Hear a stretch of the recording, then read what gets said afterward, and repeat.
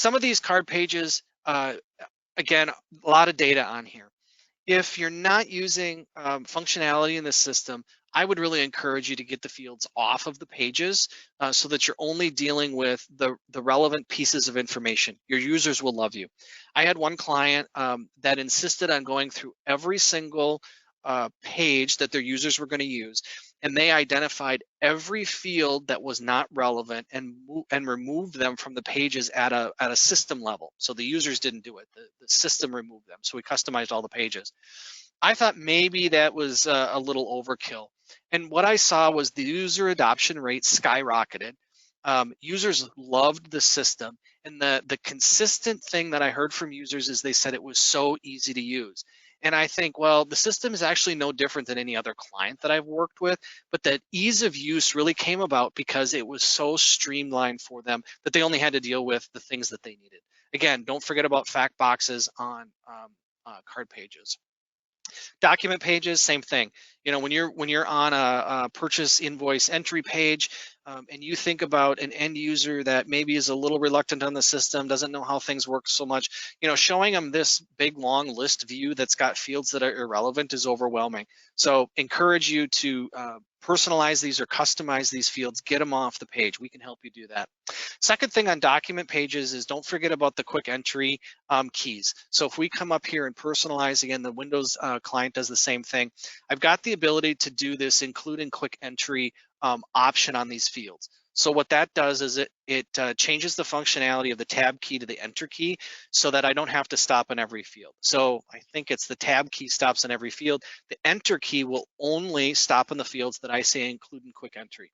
Again, thinking through data entry ease for your end users. If you got a lot of keying going on, leveraging that quick entry is a big deal. The other thing just on these fast tab, don't forget about the always show and show when collapsed. There's easy ways to say show less and compress or eliminate a lot of the extra fields that are on the pages. All right, data entry speed. This is another one that I love to show people because honestly, I think everyone forgets about it. So I'm going to type a quantity of 1, and my direct unit cost is, for some reason, I want to take 21 and divide it by 7. And if I tab off of there, the system will recalculate to 3. Any of these numeric fields in Nav and Business Central, I can use a calculator on. Now, I can't do some weird complex math on here, but if you think about people that are doing data entry and they go over the keyboard for some reason to do some quick calculation, remind people that they can do that in number fields, something that oftentimes is overlooked and forgotten. The other thing is dates. So same place we went for the keyboard shortcuts. Look online. And there are shortcut keys for date entries, entering dates. So if you've got users that enter a lot of dates and are just sort of frustrated with that, there are shortcut keys to say Monday of the week, first day of the month, last day of the month, current day, all that sort of stuff. Okay, so ways to help with the date entry. The other thing under my settings, don't forget about your default work date setting. So this is going to be the default posting date for transactions. If you're working with users, you know, first day, second day of the month, they need to make prior period entries, you can go in here and change that.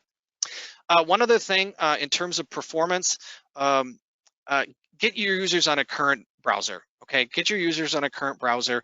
Microsoft has done a lot of work to leverage Edge, Chrome, Firefox, Safari with their current versions to make the system perform better. All right, one other thing I want to show you is that little message that came up. Under my settings, there's this notifications options, change when I receive notifications. This is where, as an end user, I can get those things turned off or turned on. So the message you get to say, oh, you have, are you sure you want to exit the screen even though the transaction isn't posted, blah, blah, blah. You can get these things shut off, or you could change the filters if you wanted to for your notifications. So don't forget that that's maybe a little buried, but that's where that information is.